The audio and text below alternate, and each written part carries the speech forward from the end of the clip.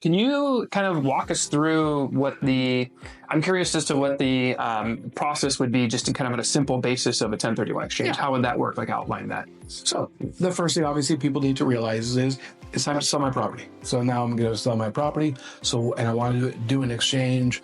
What's my first step? My first step is I call Graeham. Because as an agent, you are going to list the property. And so you're going to list the property just like any regular real estate listing. You'll get the property ready for market, stage it, whatever you need to do, find a buyer for the property. Once you're in contract with a buyer, that's when we jump in.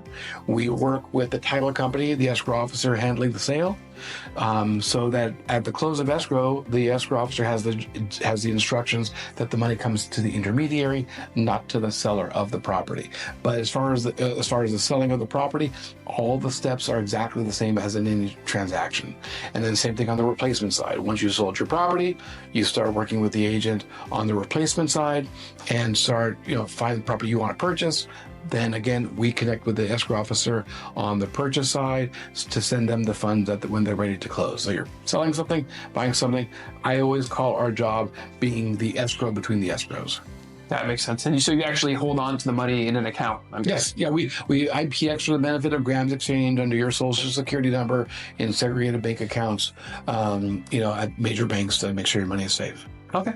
That's good to hear.